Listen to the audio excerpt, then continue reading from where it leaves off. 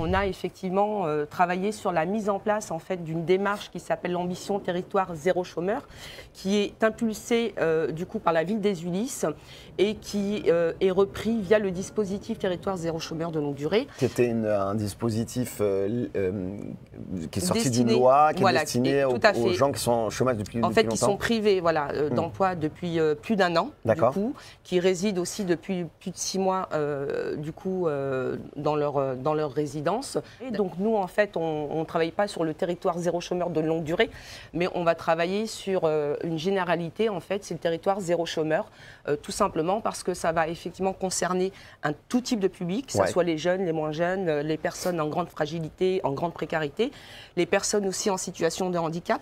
On y reviendra effectivement dans un second temps.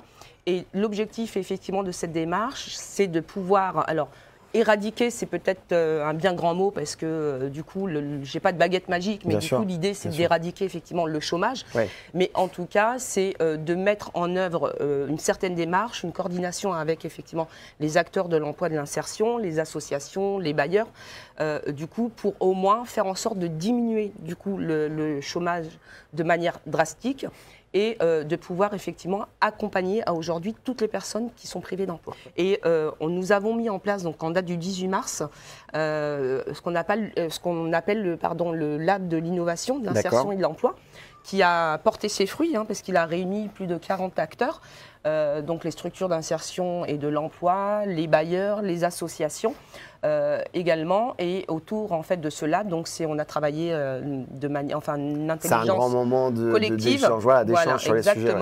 Et on a travaillé sur 4 axes prioritaires. Le premier axe étant effectivement la structuration en fait du réseau et la coordination qui va bien sûr avec. Un deuxième axe, justement, j'en parlais, donc c'est la mobilisation des entreprises. Comment effectivement matcher l'offre et la demande, mais comment aussi demain accompagner aussi les entreprises qui ont un besoin en recrutement.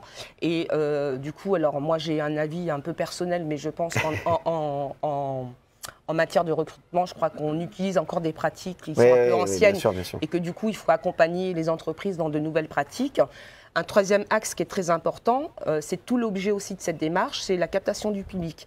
Donc en fait, initier vraiment une démarche du aller vers au sein en fait des quartiers, parce qu'on a défini 2 quartiers, donc le quartier Est et le quartier Ouest. Alors c'est basé sur la cartographie de la politique de la ville en particulier, donc avec les secteurs qui sont identifiés avec une certaine fragilité, notamment sur les questions d'accès à l'emploi. Et effectivement, du coup, on s'est basé sur ça pour pouvoir définir le périmètre d'action géographique. Exactement. Et donc la captation du public, l'idée c'est effectivement d'aller au plus près de nos habitants, de pouvoir effectivement les accompagner à l'insertion ou directement à l'emploi et dans l'emploi, pour que ça soit un emploi bien sûr pérenne.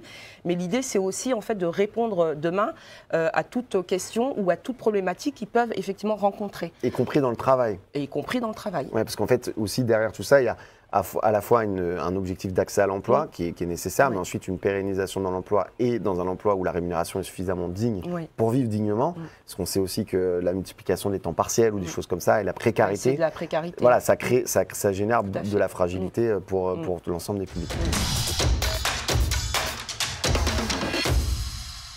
Toujours cette volonté d'aller vers, on relance un dispositif à proximité, c'est la 2e édition du village orientation et emploi. Oui, au parc urbain, oui, qui aura lieu donc le 10 juillet à partir de 14 h. Donc c'est la 2e édition.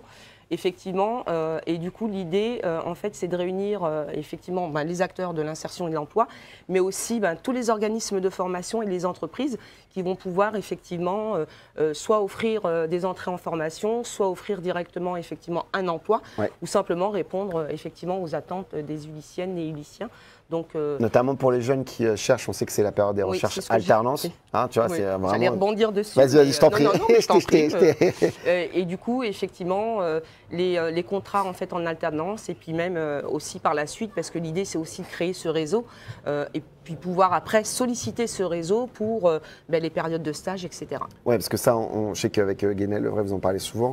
La première des discriminations sur la vision, par rapport au monde professionnel, c'est la difficulté que certains gamins éprouvent à trouver un stage de découverte de la vie en entreprise. Donc c'est souvent aux alentours de la 3e.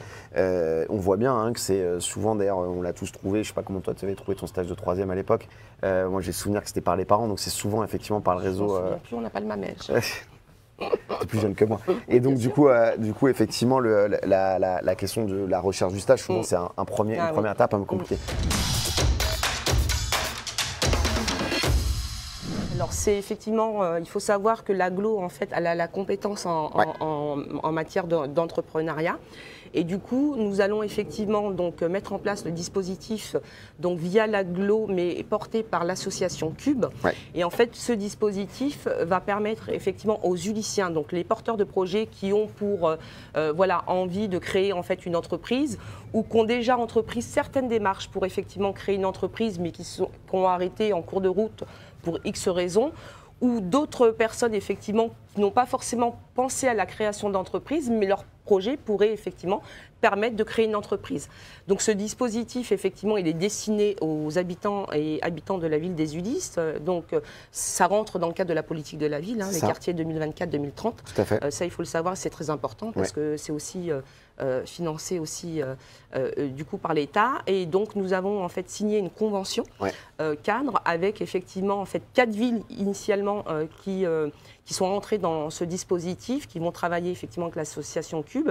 Nous avons donc Longjumeau, Yachili-Mazarin, Palaiseau, les Ulysses.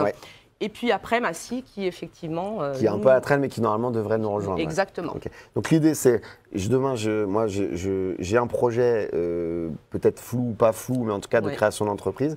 Un accompagnement gratuit, tout à fait. avec quelqu'un qui vous aide à faire mûrir le projet. C'est pas de la pépinière ou de la couveuse d'entreprise, on est vraiment sur une prise en main. C'est de l'accompagnement. Et ça peut aller même sur un accompagnement, on se dit bah, finalement je me rends compte que c'est pas une création d'entreprise vers quoi il faut que je m'oriente, donc je vais faire autre chose. Exactement. Mais c'est aussi là-dessus qu'on est accompagné, c'est-à-dire que c'est vraiment, ça peut une orientation individualisée.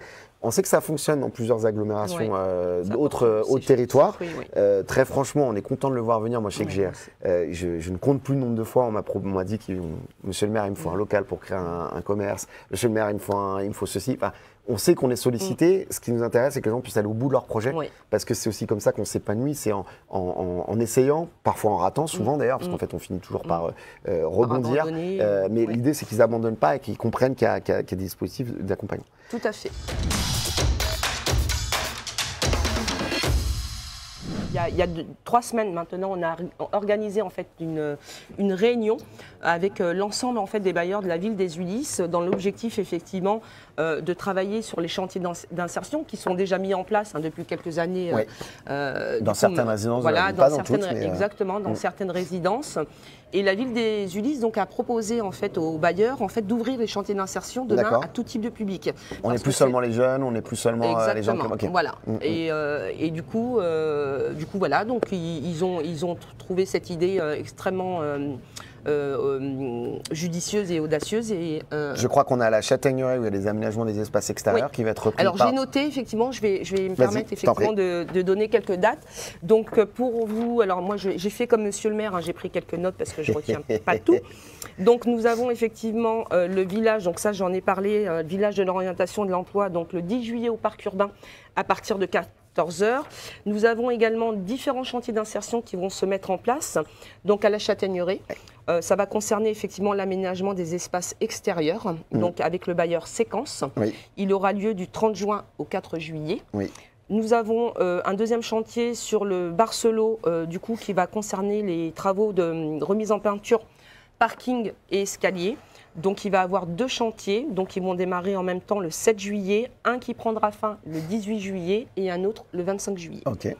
Et plusieurs autres chantiers qui sont prévus, mais pour l'instant, nous n'avons pas acté effectivement de date avec les bailleurs. Donc, il va y avoir un chantier aux Avines avec CDC Habitat. Un chantier aux Amont aussi, toujours avec CDC Habitat, donc courant octobre-novembre. Et du coup, voilà. Ça ne nous empêche pas de continuer à bosser. Et il y a du boulot. Il y a du boulot. Soyez rassurés, on est toujours mobilisés avec un petit sourire en plus. Mais profitez du beau temps. À bientôt. Gardez-vous bien, puis merci de votre écoute. Merci Lélia. À bientôt. Ciao, ciao tout le monde.